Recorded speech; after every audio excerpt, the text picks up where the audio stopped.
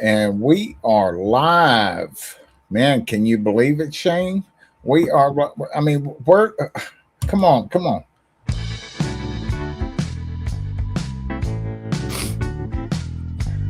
Are we here? Yeah. Hey, Mr. Producer, can you bring that down a little bit? There we go. Come on, come on. I kind of like that. There you go. I like it. All right. Let's do a little, look at that. Man, postal outpost. Let's go. Love the dream. Agent Base in the house. Repo Man. Good to see you, brother.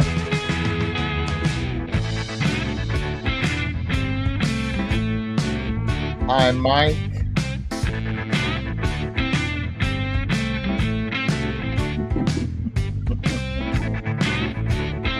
Well, it's nice to be first on your list, brother. Love you, man. All right. All right. Well, let's,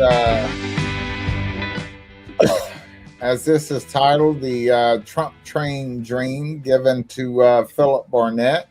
And that was, I believe, in 2016. But we're going to lighten things up just a little bit. Shane, thank you for joining me on this. I appreciate it. And Shane's got something that he's going to share with us here. And I find this very interesting because this is what I have.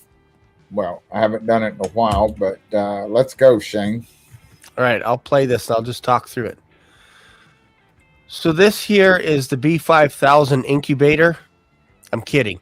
It's an incubator, though, from the Nanny McCluckins. They were kind enough to lend me this incubator. And in 21 days, you're going to see some chicks hatch here. And I thought of Stephen when I began this process yesterday. And you could see there's a little rotator there. This little clamp right here will actually rotate the eggs for me so that I don't have to. Day 18, they start to hatch. By day 21, we can get up to 9 chicks. And I thought, Stephen, you would get a kick out of this because every time I'm on your channel, I hear a rooster crowing in the background. No. Yes, and yeah, but I don't know about the 17 or 18 days because generally mine would maybe the day before, 21 days is kind of the general rule of thumb.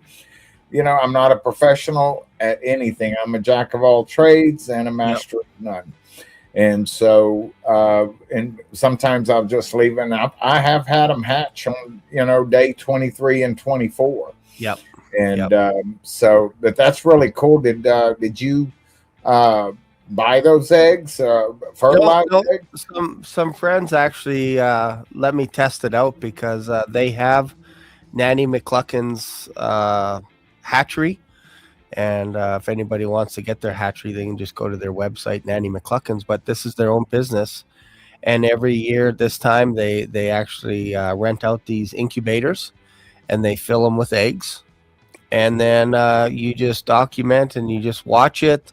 And they say like about day 18, you start to see some of the cracks. Now, obviously not all the eggs will crack at the same time, but usually by day 21, you get an idea of what's going on. And sometimes you might get a little stragglers, like there might be a couple of eggs that are just a dud.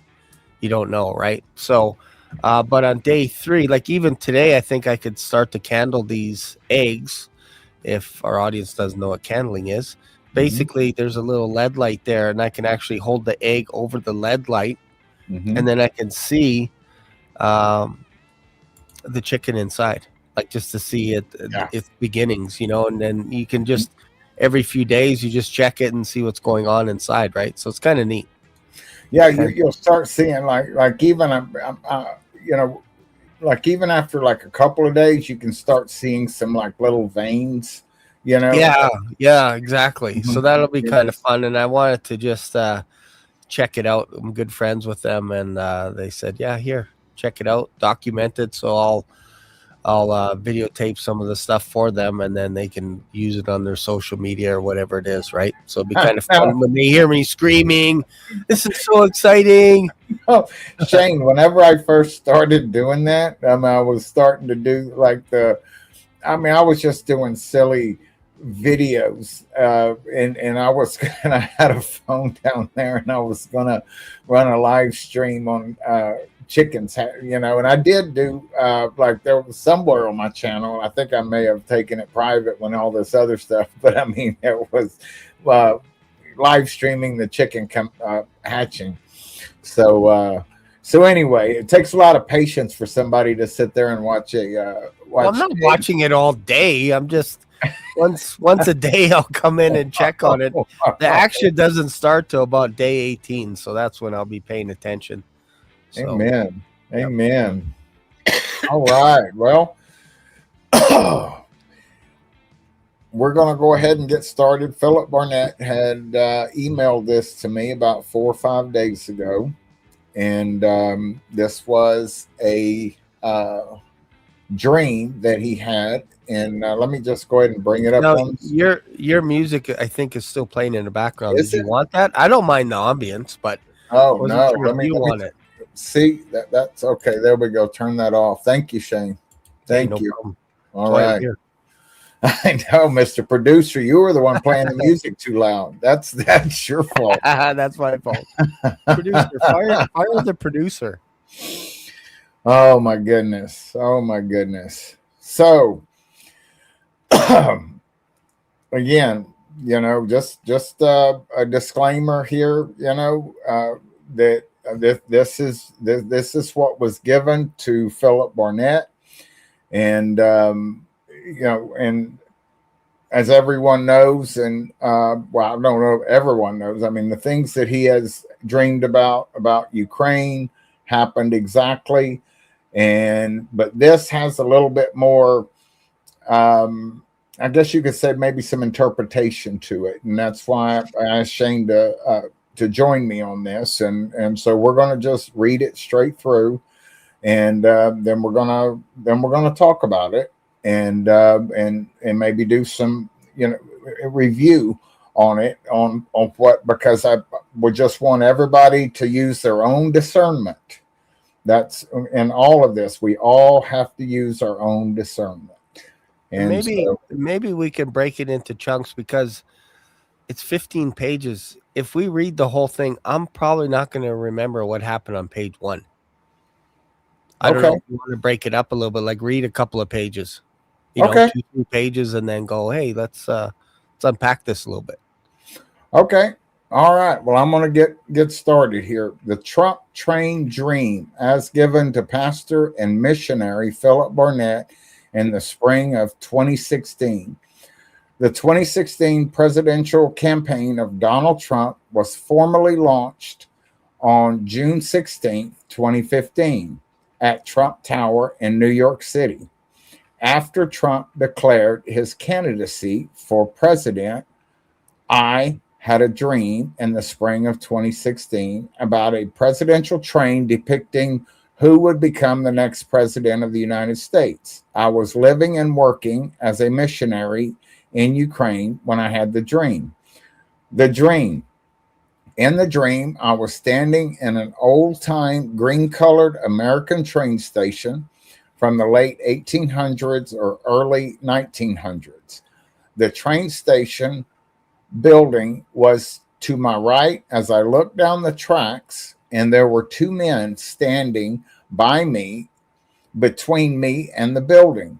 The two men were standing with large modern television cameras on tripods, videoing for news networks the event that was about to take place in the train station, an old time American train from the late 1800s or early 1900s with a large black locomotive pulled into the train station, and President Barack Obama and all the people on the train got off the train.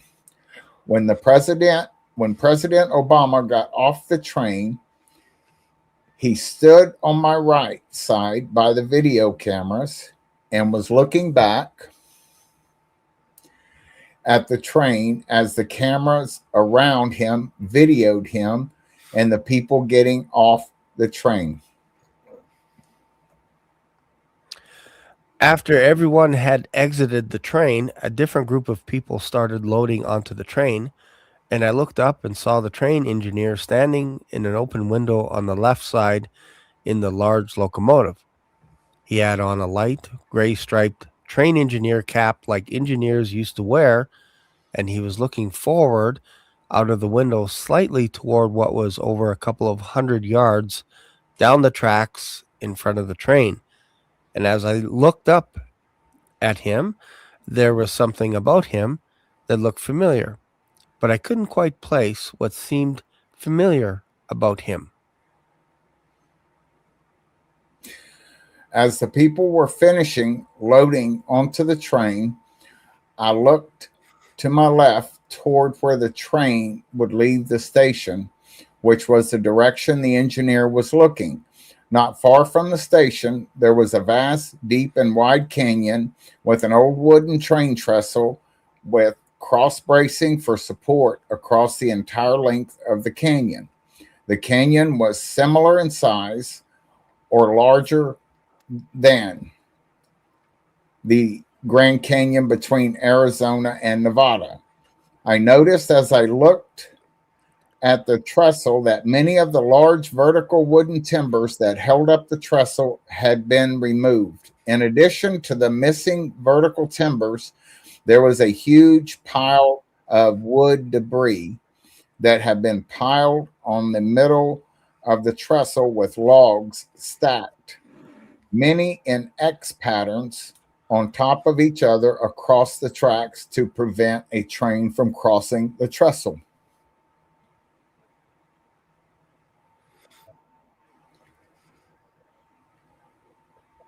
After seeing the trestle with many columns missing and the wood that had been purposely stacked on the trestle, I was very concerned about the people on the train, and I immediately looked back up at the engineer.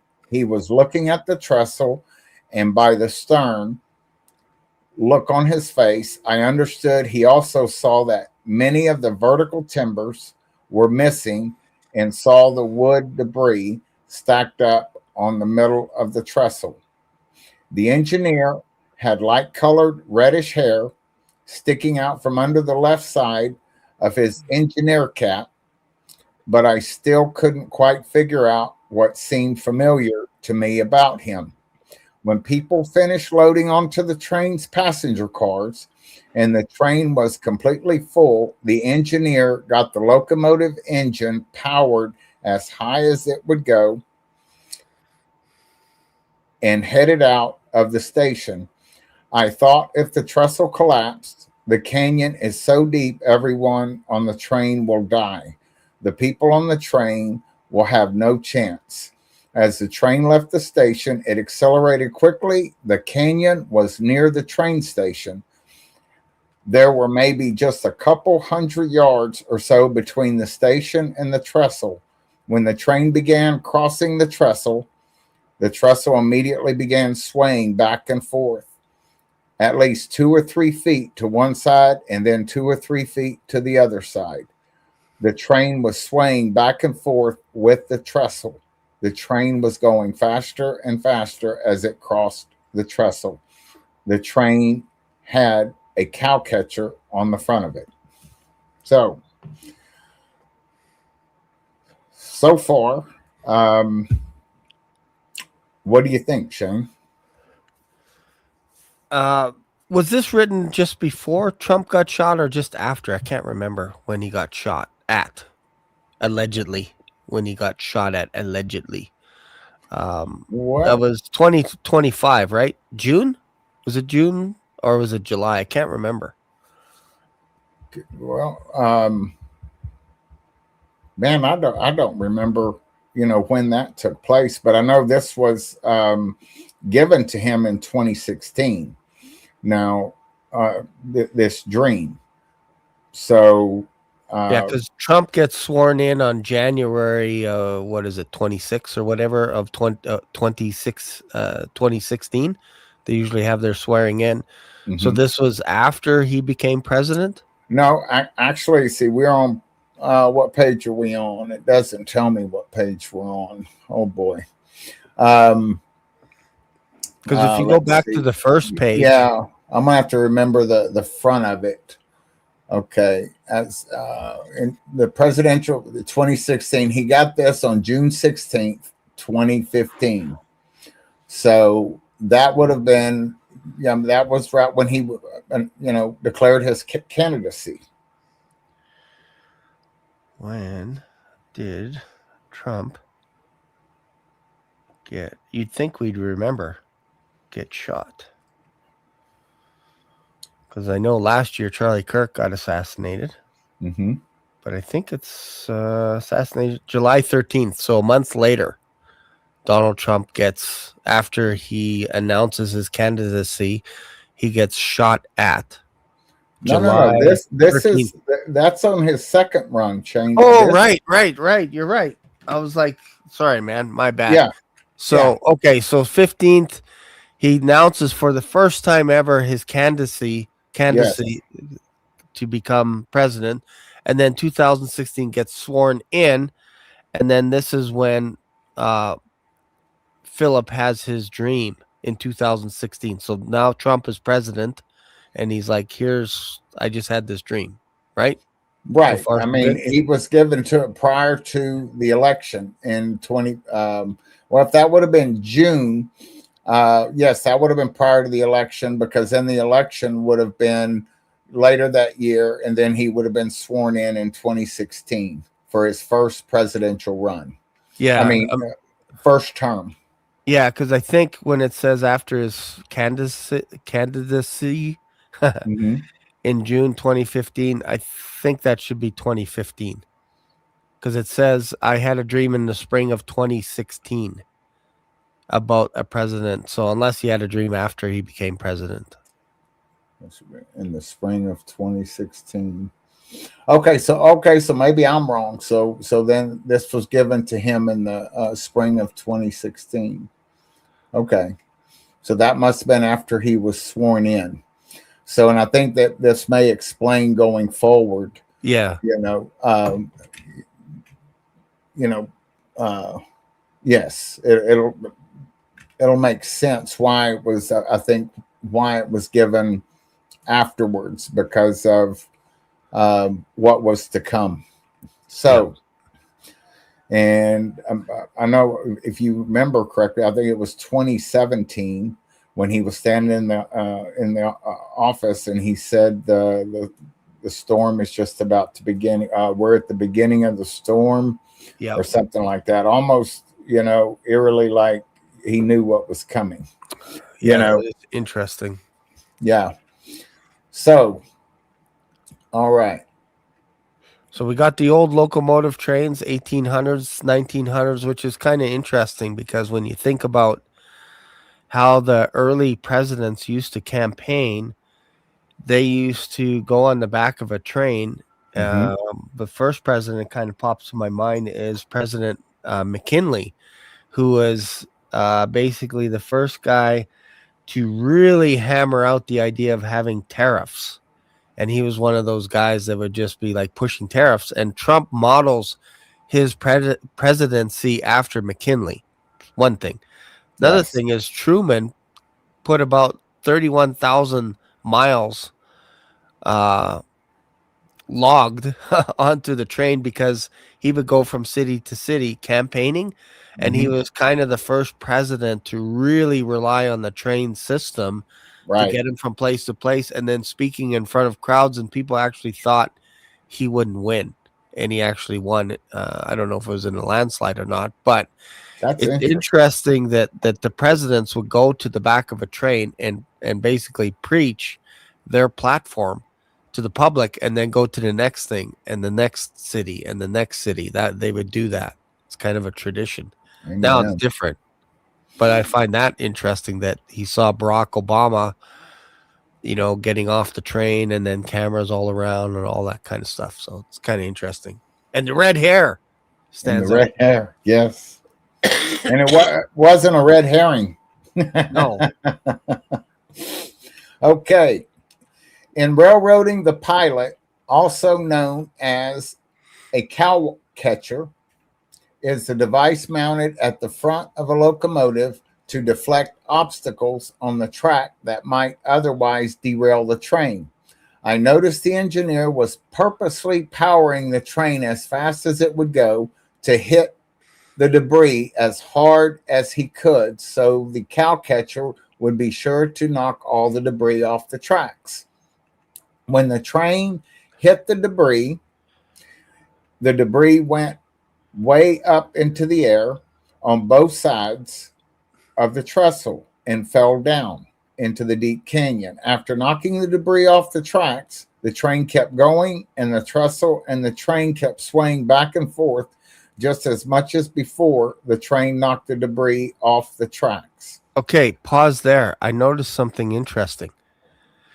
In railroading, the pilot, also known as a cow catcher, is the device mounted in front of the train. I've seen those things where Yeah. they're almost like a point, and they call them cow catchers, but we know what they're doing. Really, they're smashing cows.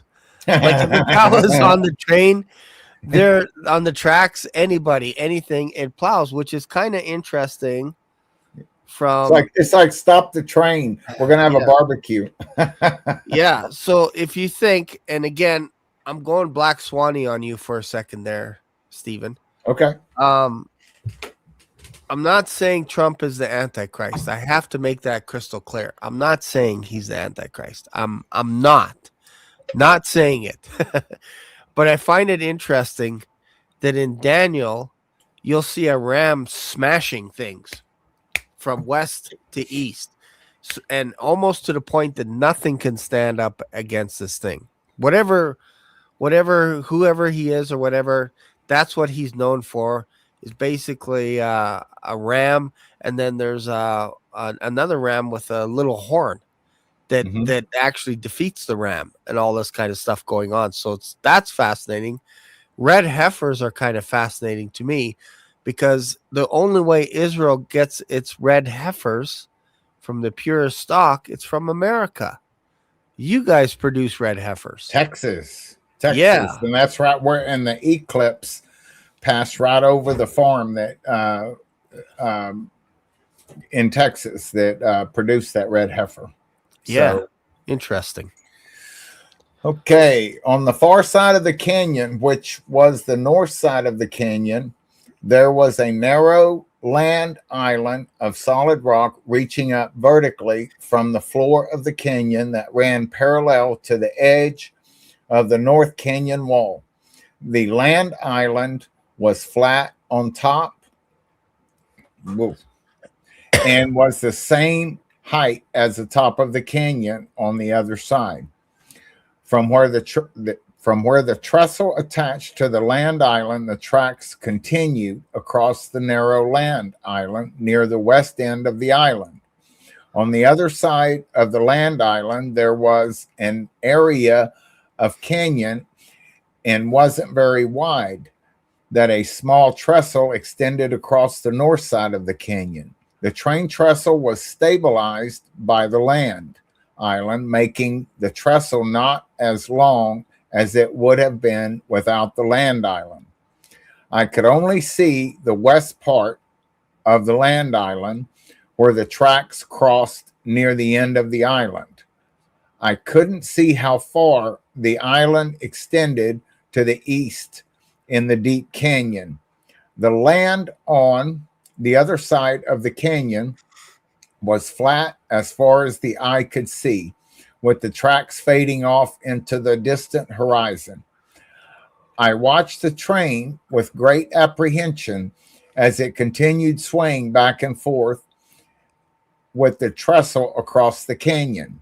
Finally, the train safely reached the other side of the wide canyon, and I woke up from the dream as the train continued on the other side of the canyon.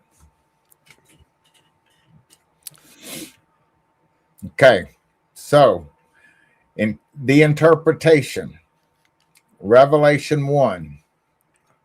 When I woke up from the dream, I understood that the dream was from God, and it signified that when President Obama will finish his second term in office, a new president will take office who will be from a different political party. I understood that the new president would be from a different political party because of the people on the train got off and people got on.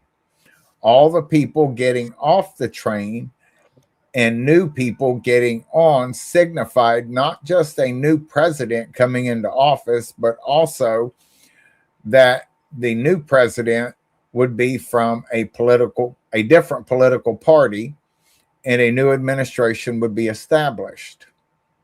Revelation 2. The missing large vertical columns in the trestle represent many of the foundational beliefs of our founding fathers that have been removed from the public square the past few decades. And I think it actually started in 1962 myself. And I guess you could call that a few decades ago. That's when they removed the Bible, from the public schools.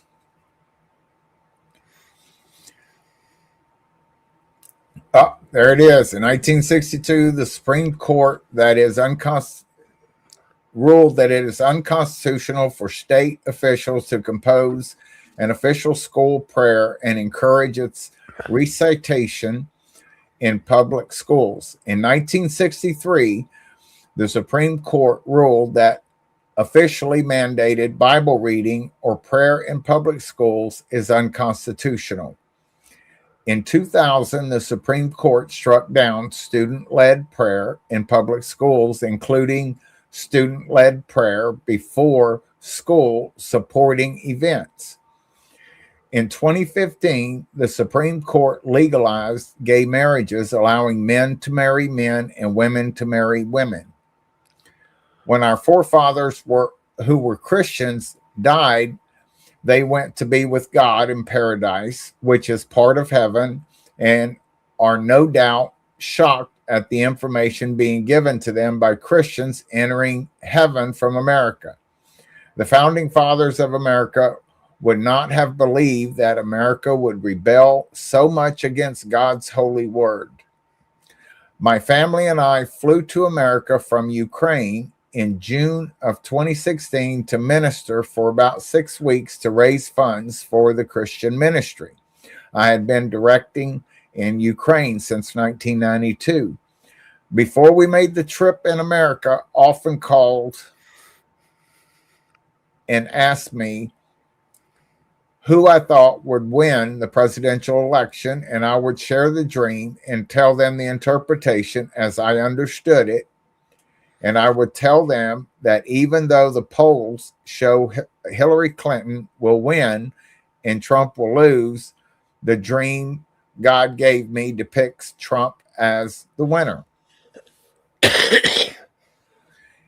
In June and July of 2016, when I was in America preaching and raising funds for our ministry in Ukraine, the presidential race was heating up, and Christians in church after church where I ministered would ask me who I thought would win the election. When asked about the election, I would share the dream and tell them that in spite of what the polls say, the dream God gave me depicts Trump as the victor. I was ministering in Wichita Falls, Texas on July 19th, 2016, when the Republican National Convention formally nominated Donald Trump for president. I shared the dream with the people where I preached early that evening, and then we turned on a television and together watched some of the convention and watched Trump accept the nomination. As the dream God gave me depicted, Trump won the election in 2016 and became our 45th president. In 2018, after almost 26 years of being a missionary in Ukraine, I moved my family to America. In the 2020 election season, people in churches where I ministered as a guest speaker, asked me again and again who I thought would win the presidential election. And when they asked, I always told them the dream and its interpretation that I had prior to the 2016 election. I would like to share 9 revelations about the train dream that I didn't discern in 2016, but only discerned in July of 2020. So can we pause there for a sec? Lots Yes. of stuff going on. So there's Texas again coming up. That's kind of interesting. Wichita Falls, Texas. Talked about the red heifer a little bit. One thing that gets a little bit maybe confusion, maybe you can help unpack it or whatever. Where is it? 2020 election ministry spoke who I thought would win the presidential election. When they asked, I always told the dream and its interpretation that I had prior to 2016. And I would like to share 9 revelations about the train dream that I didn't discern in 2016, but only discerned in July of 2020. So is it fair to say, is there like a 4-year gap then? Or did he share that with people but didn't fully understand it until 4 years later? Is that kind of what he's saying? Well, I think the discernment or revelation of the dream is progressive, if you will.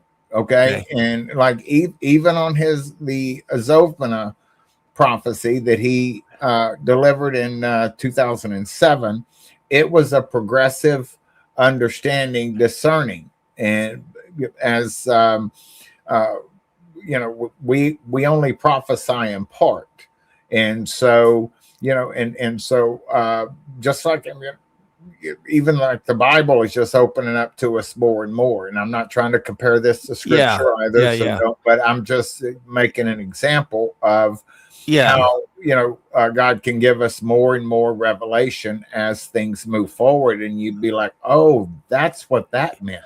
Yeah. And I get that. And I can appreciate that because sometimes I think, like if I write a letter, let's say I write a letter to my loved one, my wife, and I write her a bunch of notes and I say, um, I'm praying that we move to Calgary and that we have 3 kids and that I have a job, I don't know, manufacturing chickens or something, whatever. Not that I would put that in there, but just saying, um, and open up a restaurant or whatever it is. And I date it 1990. And then we come back 4 years later or 20 years later. If I read that letter today, I'd be like, wow, I got some of it right. We moved to Calgary and I got 3 kids right. But I'm not hatching chickens yet till today. But you know what I mean? So, Yeah, but that doesn't change. So I get the prophecy in part. It's not that we're prophesying in part, like here's part 1, here's right, part 2, right. part 3 Okay, as the times change, because then we can tweak stuff. But we may understand it in part. You know what I that's mean? yes, better And said, then better yeah, said. so that's what I'm trying to figure out here is did he reveal it and then go, you know what? Some of this stuff I don't even understand. So I'm going to put it on the shelf. And then about 4 years later, he's like, oh, now I get more understanding of what I wrote earlier. That would make the most sense to me. Yes, that well explained, much better than I. Absolutely, thank you, Shane. Okay, Revelation 1. The first revelation came when I was meditating about the dream and I was thinking about the engineer and that I had never understood what was familiar about him as I was recollecting how I kept looking up in the dream at the engineer with reddish hair sticking out from under his cap. The Holy Spirit caused me to realize who he was. The train engineer was Donald Trump. I laughed to myself and thought, how did I not recognize him till now? Revelation 2. The second revelation that came to me in July of 2020 about the dream, God revealed through my 14-year-old daughter, Cosette. I was sitting in the divan in our house, and Cosette came and sat down by me on the divan and asked, Daddy, do you remember the dream you had about the train? I told her, yes, of course. She further asked, do you remember the debris on the trestle in the dream? Yes, I answered. She then said she had been thinking about whether or not Trump would win the 2020 election and asked, where was the debris on the trestle? I looked at her and paused briefly and smiled and said, I know where you're going with this. It was on the middle of the trestle. You're saying that the debris on the trestle represents the things President Trump is facing to get reelected in this election, not in the 2016 election, and that Trump will blow the debris off the tracks and be president for a second term. And the second side of the trestle represents his second term, not the second part of his first term. She smiled and said yes. Okay, let's unpack that a little bit. I like that. I like that. Okay. So let's think about this for a second. Let's unpack this. Donald Trump becomes president, and then the next 4 years, Biden becomes president, which is an interesting name, Biden. But that could be a different video. But I could promise you, most of the Republicans, well, let's say half, maybe most of the Republicans, thought they were ripped off with that election. Is that a fair assessment, or am I exaggerating? That they thought that the election was stolen. Yes. Whether Absolutely. whether we go, it's true, it's not true. I felt that it was kind of weird that we lost to Biden, who basically could barely stand up to read his notes. And I'm like, you got this guy campaigning every single day in front of thousands of people, and then you got this guy that maybe he's not quite with it already, Yeah. and he's not debating, and he's winning. Like, Mhm. in the debates that he did do, he got slaughtered. So it's like that 4 year gap, Trump was in trouble. He got allegedly impeached twice, like Mhm. officially, but then I don't know if they dropped it or whatever, but they impeached him twice on 2 counts, I believe. And then he was spending a lot of time in New York defending himself. Some people said he went bankrupt, like his whole organization went bankrupt. I think that's just a rumorville, but let's just say that happens. You can't help but see there's debris in his way to stop him from Mhm. finishing his presidency. So if Mhm. that's the debris on the tracks, you can see now all of this stuff coming on, that it's like he has to smash this stuff one after another. And that's what he did every day in court. They had him every single day in court, tied him up so that he couldn't even properly campaign and all this kind of stuff. So kind of feels like this is lining up with some of the, how Mhm. Americans feel about that election. Absolutely. Because I remember whenever it was on one of the campaign stops, and Obama was like, "Oh, Joe Biden," and it and it took him like, I don't know, a minute or two. He didn't run out the door like he was supposed to at the right time. Everybody was sitting and waiting. But it's just those things. And yes, it is. It's amazing that with the campaign that Biden ran. That And we forget about this stuff. Yeah, Somebody yeah. just said in the comments that he was campaigning out of a basement, and like Joe Hmm. Biden and all this, and we forget how much Trump was hampered by just being able to do his own thing without flying back to New York all the time and defending himself and defending. Remember the infamous phone call, the perfect phone call? Who was Yes. that with? That was with President Z. I promised my mom I wouldn't talk about Zelensky. So Yes. let's call him Helensky. Helensky. Helensky. I'm not talking, Yes. mom, I'm not talking about Zelensky. It's Helensky. It's Helensky. All right. So, but that phone call started a whole debris of events, if you will, for Trump, because he got brought in. They wanted to see the phone call. It was against, or was with Helensky. Hmm. And the idea was, if you could cough up some of these people, specifically Hunter Biden, I want to know how much money he's making. I want to know all the stuff about him. And if you could cough up some info, we'll make it worth your while. Yeah, We'll make it worth your while. But that started that whole, man, like another train of just smashing debris. It started from that phone call. it did. It did. Discernment.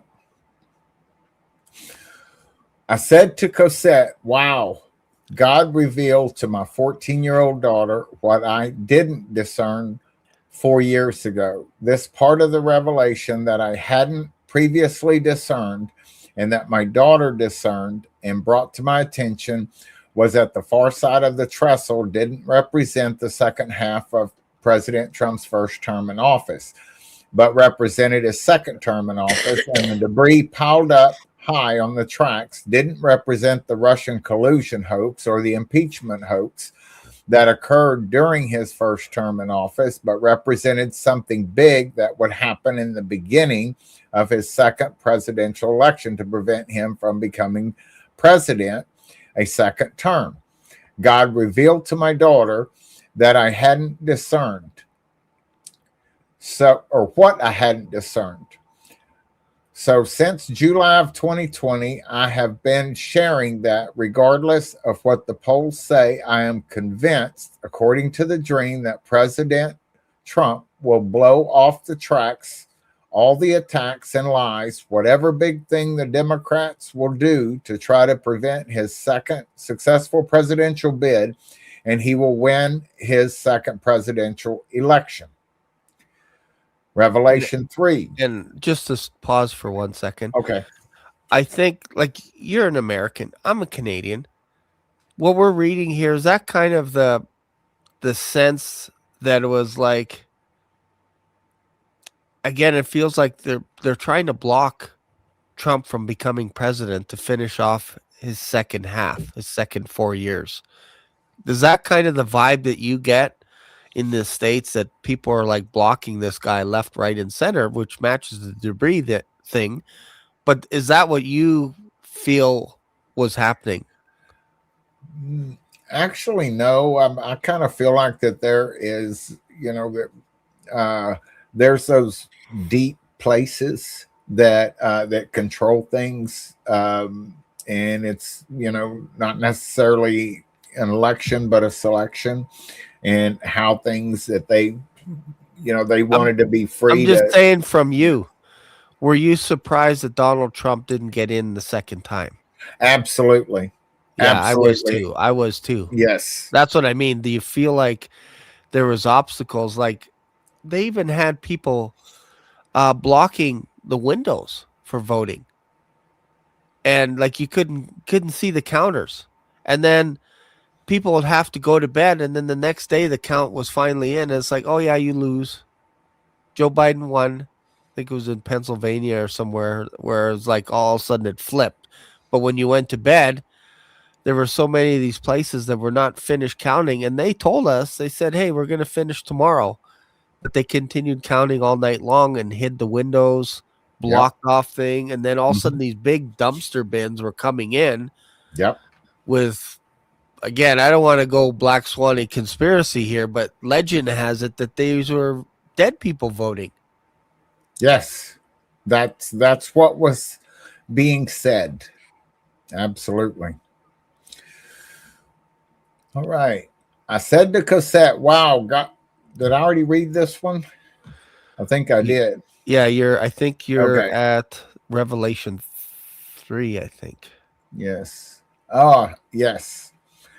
Revelation 3. These revelations depict that since the train reached the other side of the trestle in the dream, the wide trestle over the deep canyon represent President Trump's first and second terms in office. And because President Trump has supported Christianity and Israel as he said he would before he was ever elected for his first term, that, as my daughter Cosette said, President Trump will hold a second term in office as president, as God told Abraham, the father of the nation of Israel, in Genesis 12:3. I will bless them that bless thee, and curse him that curseth thee. And in thee shall families of the earth be blessed. President Trump defended and helped Israel in his first presidential term, as he had promised. And so, in spite of all the opposition against President Trump, God fulfilled his word and put Trump in as president a second time. As Daniel said in Daniel 2:21, in the Old Testament, God removeth kings and setteth up kings. These last 6 revelations, and the Holy Spirit revealed to me when I was writing about this dream and its revelation. Revelation 4 is that the trestle was swaying back and forth in the dream from the moment the Trump train came onto the tracks until it safely crossed to the other side of the vast canyon. The attacks on President Trump began as soon as he took office and even before he took office, and will continue till he finishes his second term in office. Revelation 5 is that the vastness and great depth of the canyon represents the vast amount of deep hidden things in the swamp in Washington and elsewhere that Donald Trump would have to overcome and surmount to get elected and remain president both terms. The 6th revelation is that if the trestle were to collapse, it would mean the death of free and fair elections in America and the death of our republic. The 7th revelation is that the debris on the trestle, consisting mainly of logs on the trestle stacked up high, depicting where the election was stolen. And the reason some of the logs were stacked in the shape of X's was that the X's represent the signature of people voting in the 2020 presidential election. And many of those votes were fraudulent to allow the Democratic Party to steal the election that Trump actually won. Because the election was stolen, Trump could not preside over the 50 United States and Washington, D.C., and the debris would have to be legally blown away through the courts, through another election for President Trump to take his rightful place as the duly elected president. The 8th revelation is that the canyon in the dream was very similar to the Grand Canyon between Arizona and Nevada, meaning that something would occur in Arizona and Nevada to prevent President Trump from becoming president, and something will occur in Arizona and Nevada that will play an important role in correcting election fraud in one or both of those 2 states that deprived Donald Trump from a second term in 2020 as president of the United States. The 9th and final revelation is the most important of all. It deals with the future of America, of which Donald Trump will be given decision-making authority a second time. God allowed a 4-year pause between the 2020 election and the 2024 election to put Trump in office a second term because God wanted President Trump in office when the greatest threats will take place that will ever occur in the future of America. Donald Trump is chosen by God to be president for such a time as this that is about to take place. He allowed the deception to occur to allow President Trump not to return to office until January of 2025 because America's most dire hour has not yet come. But now it will come. I would now like to continue the rest of this revelation in the second person singular as a personal message directly to President Trump. The land island on the far side of the canyon represents something that will happen, that God will succor you in America from toward the end of your second term in office. The land island is also symbolic of how God protected you to allow you to be elected for a second term in office when he caused you to turn your head when a man tried to kill you in Pennsylvania. If you fear and honor God, the God and Father of our Lord and Savior Jesus Christ, he will do it again toward the end of your second presidency, when something much worse occurs, when the devil tries to destroy you and America through the enemies of America. The narrow land island represents something that will not last long because the land island is not very wide. Whatever is going to happen, God will supply a firm foundation of survival for you and for America. Remember, the land island will be of solid rock reaching up vertically from the bottom of the canyon to the top. All of it solid rock. And that rock is Jesus, God's only Son. So be very sure to rest on the solid rock of Jesus and not your own intellect or abilities. It will not be a bridge, but will be firm ground that will protect you from what is coming.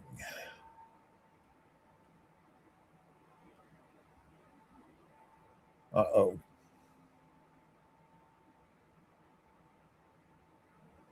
Interesting.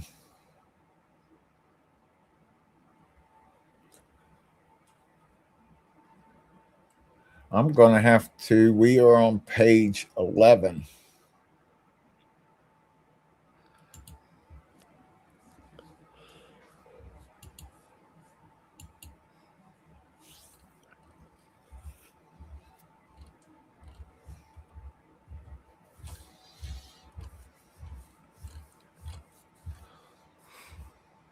Maybe while you're finding that, I can Okay, chit go chat a ahead. little bit about people in the comments. Go, go ahead. So somebody said, "Did God tell you that Trump signed in the Noahide laws?" I think that's kind of like maybe a little shot at Philip or what we're talking about. Well, Pennsylvania was a actually, false flag. Why did Trump have his shoes off? Question mark. So let me just answer that real quick. Um, I get the conspiracies that people think maybe he wasn't shot or whatever. Like the shoes was kind of weird, all this kind of stuff. I get it. But Trump did not sign in the Noahide laws. What he did was he was celebrating a birthday of a rabbi. His name is, I don't know much about this guy, Menachem Mendel Schneerson. Basically, if you don't know what the Noahide laws are, like there are a pocket, a percentage of Jews that believe in bringing in the Noahide laws, which are no murder, no theft, no idolatry, which is bad for Christians because many Jews that are anti-Christ, like they don't want us worshiping Christ, would consider us practicing idolatry or blaspheming. So no idolatry, no blasphemy, no sexual immorality, no cruelty to animals, established courts of justice, meaning any of these could be you could be sentenced to execution by death. So that's not Trump putting it into law, but sometimes we can look at it as favoring some of these Jewish rabbis that are okay with bringing in the Noahide laws, if that makes sense. And he's kind of walking alongside. That doesn't necessarily mean that he agrees with it, but these Jewish rabbis 100% will agree with bringing in the Noahide laws. And they're actually in the wrong circle. They're quite vicious because we Christians would be the first on the list to offend Jews that think, you know what, you're actually worshiping a false idol in Jesus Christ. He is not God. So that's blasphemy. So right away, you get executed by that. Like, if we're just being real, some of these guys go really deep and they look at us Christians as like, you guys got it all wrong. Your New Testament, all that stuff is all wrong. So again, I don't think that Trump signed it because there's no evidence of him signing it. But it's one thing to partner up with people and just say, yeah, I agree with it, and I'm going to turn a blind eye. I don't know. It's Well, debatable. Shane, let me tell you. You want to know who signed them into law? It Sure. was Bush Senior back in the 90s. You can look that up. Okay, I'll look it up. Because if that's the case, that would mean Christian persecution is only going to ramp up. Yes. Let's see. Bush. And I know I read that somewhere, and that's been my understanding for a very long time. Yes, he did. In 1991, he signed a joint. So here's the thing. Come on. Symbolically, it's like, here we go now. It's symbolism, not law, symbolism. But he did sign Yes. it, saying Education and Sharing Day honored the same guy that Trump honored. So there you go. They're on the same page. Included language about moral and ethical values. That's interesting. So this is Public Law 102-14, including wording that acknowledges a tradition of ethical values, mentions the idea of moral code often linked to the Noahide laws. So, yeah, this is interesting because people will say, well, it just means it's linked to National Prayer Day, Thanksgiving proclamations. But I think if you read between the lines, if they want that Noahide law in place, because when you have the third temple, Mm-hmm. you don't think that's going to be enforced? Mm-hmm. Right? Yeah. Mm-hmm. So it's interesting. Absolutely. So, okay, here we go. What is coming is so bad. Oh, yeah. Sorry, one thing. This is not an anti-Trump channel. Sorry if it came across that way. This is just us talking like over coffee back and forth. Yes. Philip is in full support of Trump. He just read it. He's blessing on Trump. He's writing down, man, if you fall on your knees before God himself, he'll protect you and all this stuff. How can you think this is an anti-Trump channel? We're just spitballing here and trying to measure up with all we talked about is 4 years of trouble for Trump. They were after him for 4 years. How is that anti-Trump? Like, talking about it. Amen. It's like people don't want us to talk. Absolutely. Well, we're going to push on. What is coming is so bad, a bridge will not be sufficient enough, so a sturdy land island, will be supplied to you and America. You will need God's wisdom for correct decisions at that time. America's survival and your survival will depend on it. The danger is aimed at destroying America, which you have been called by God to defend, and you must. On the Bible, pledge your allegiance to defend a second time. The danger is also for you, Mr. President, not just for America. In the dream, I didn't see how far the land island extended toward my right, which was the east. The east of the canyon was out of view. So I don't know what it is that the land island is designed by God to protect you in America from, but I know this coming great threat to America and to you will be external, foreign, not domestic. If you adhere to the following advice, Jesus, the only Son of God, will help protect you in America from whatever the devil will attempt through the enemies of these United States. The entire population of America will depend on your decisions for survival.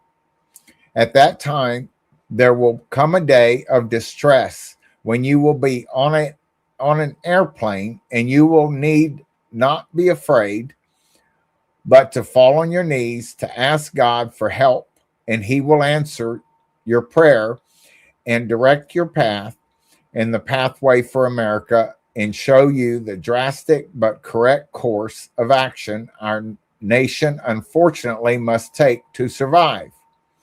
Once again, God tells you that at that moment to not be afraid. He will give you a strong island of solid rock to stand on, and that rock is Jesus. There were two revelations from 2016 and 9 from 2020. Can you 11 revelations blow total. it up a little bit, Stephen? Make it a little bigger. Mm, I think that little plus minus at the bottom right hand corner there. uh, Just a little bit bigger, there it is. Okay. There we are. if possible. My eyes are going cross-eyed. You might have to Okay. jig it to the right a little bit. There you go. Nice. Okay. Now, where was I? Let's start again from 2 Revelations. Okay.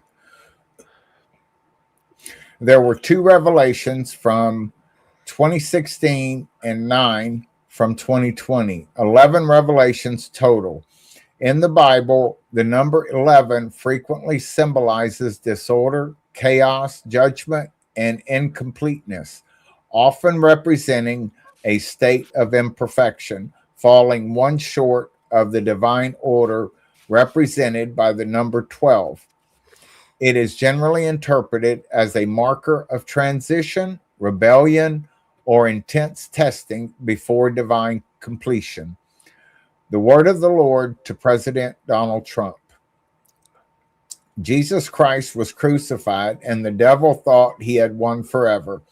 But what he didn't understand was that Sunday was on the way. America had an election, and the Democrats thought they had successfully stolen it forever. But what they don't understand is that Sunday is on the way. Be strong, President Trump. The Lord Jesus Christ and millions of Americans are with you. God has got your back because you fear and respect his word, but be careful to fear him and acknowledge him as you have never done before. He saved your life from a speeding bullet, and he can do it again in a much worse situation. Only he is your true protector.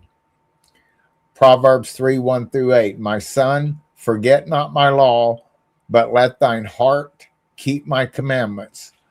For length of days and long life and peace shall they have add to thee.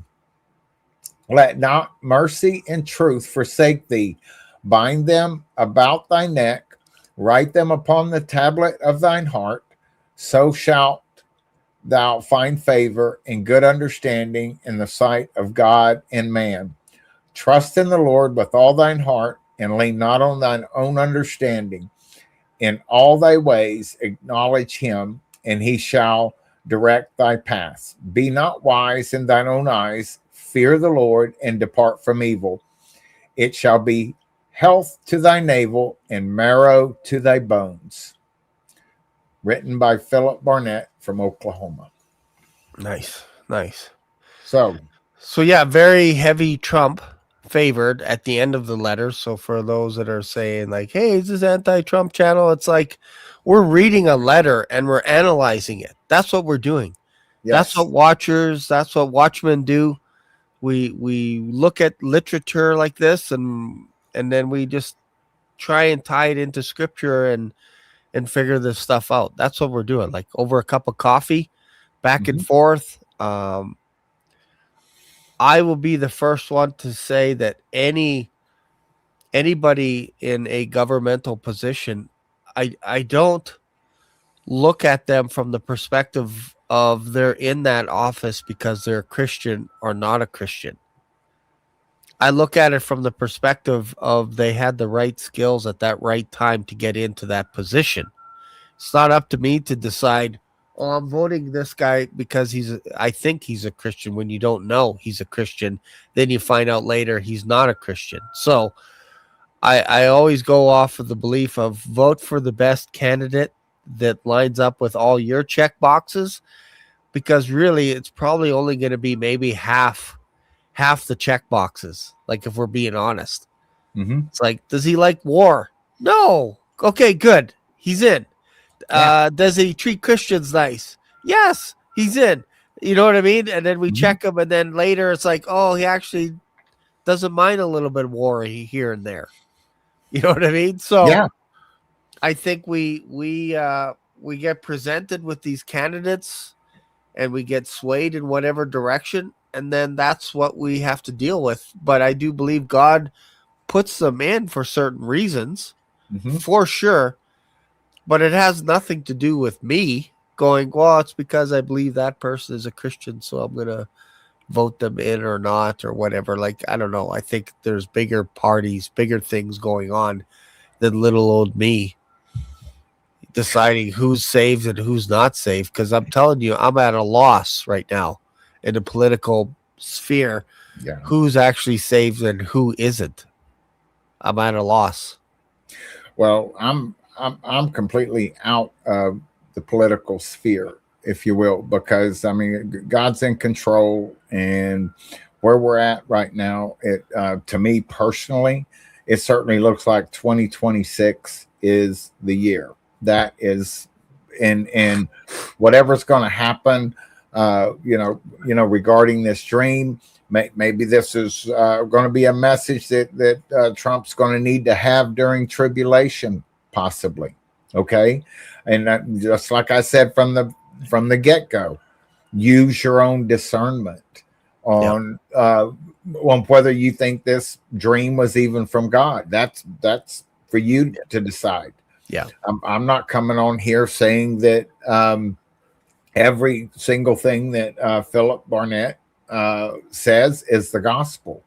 We all must use our own discernment, even in our own lives. The things Yep. that I mean, how many people that man, God showed me this, or God showed me Yeah. that. I mean, uh, look, we're all need to examine ourselves daily to see that we be in the faith, and that's what Paul tells us to do. And we've just got to be in unity, and not be arguing, especially over political stuff. I mean, that is the last thing that, and because my own questioning was, when it said, President Trump's going to need to fall on his knees and ask God for guidance. I mean, to me, that would be a supernatural thing that would happen, because we all know about, or at least apparently, but no man can read another man's heart, but, with the pride and arrogance and everything else, but with God, all things are possible. And so that's kind of where I want to leave this. And so is there anything else that you'd like to add, Shane? Yeah, I'm just thinking like some of the comments about the Noahide law, and that maybe that's an episode we need to bring in, because I know some people get excited and Mm-hmm. they're like, "Oh, you have to follow the Sabbath and everything," and I get why you would think that.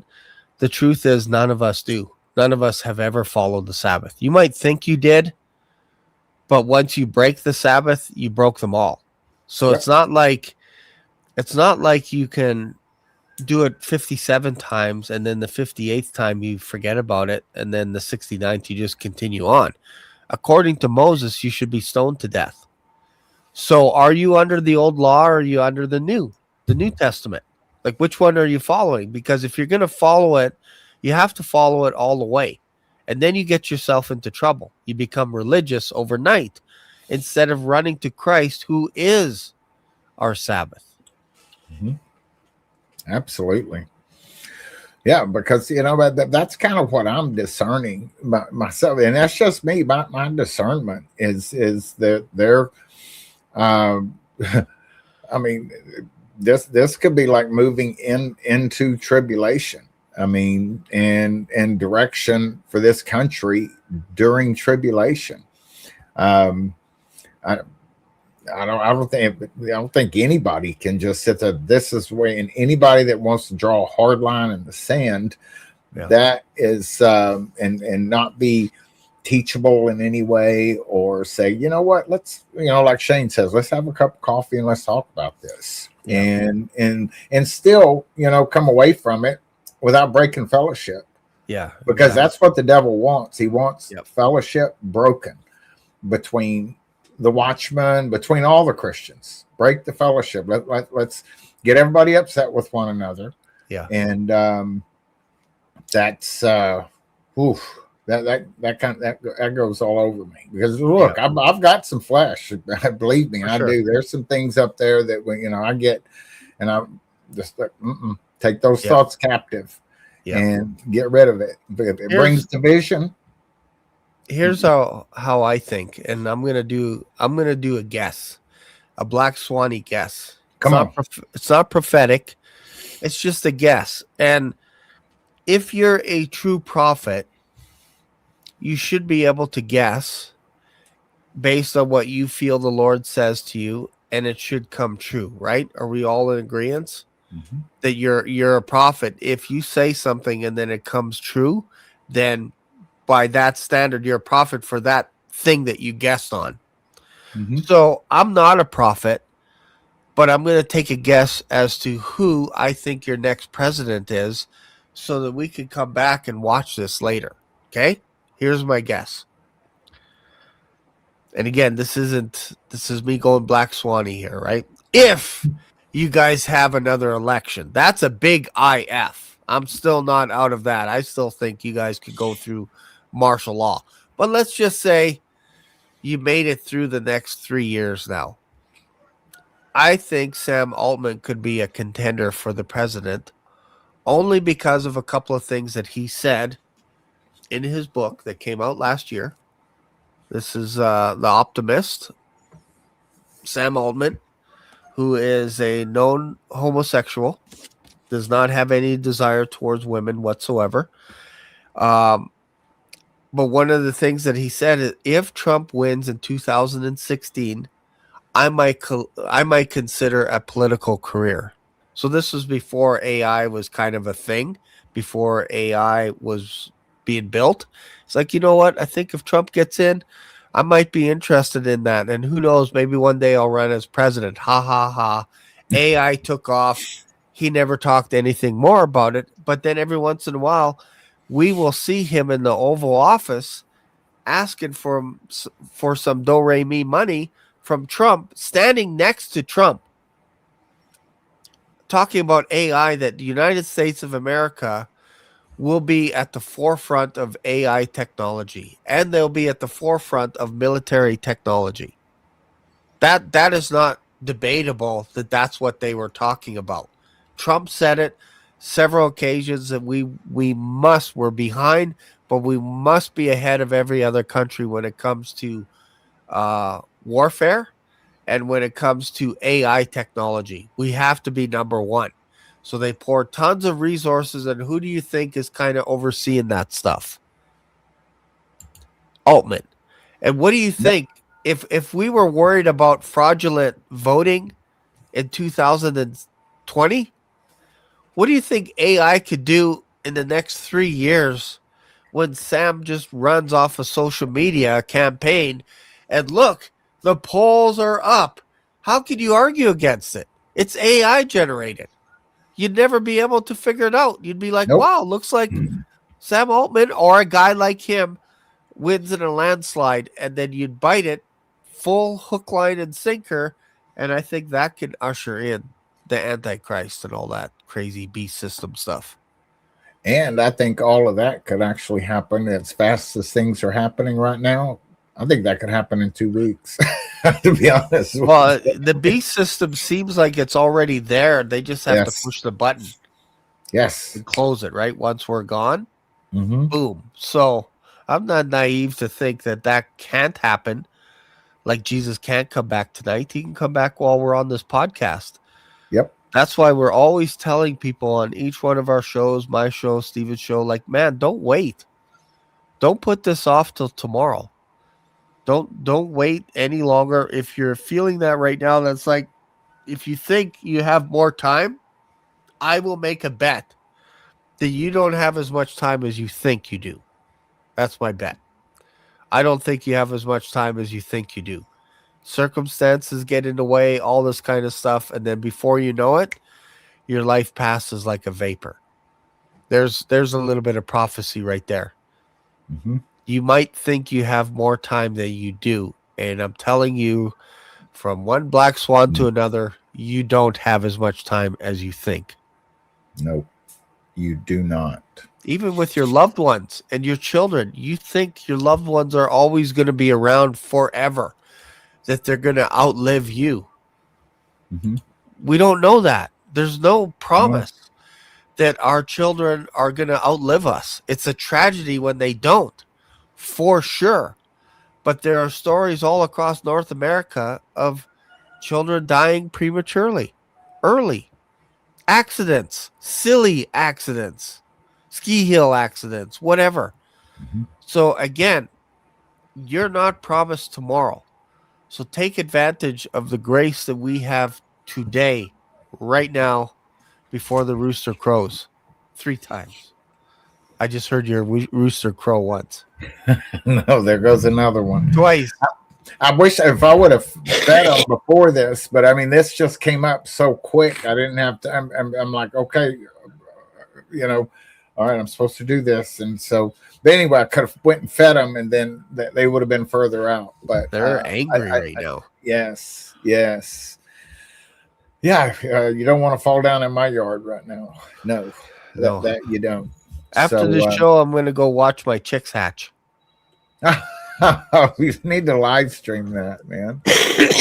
Oh my goodness. Yeah. Stick around in the back because I'm going to chat with you in just a second. Okay, guys. Sure. Well, you know what? I am going to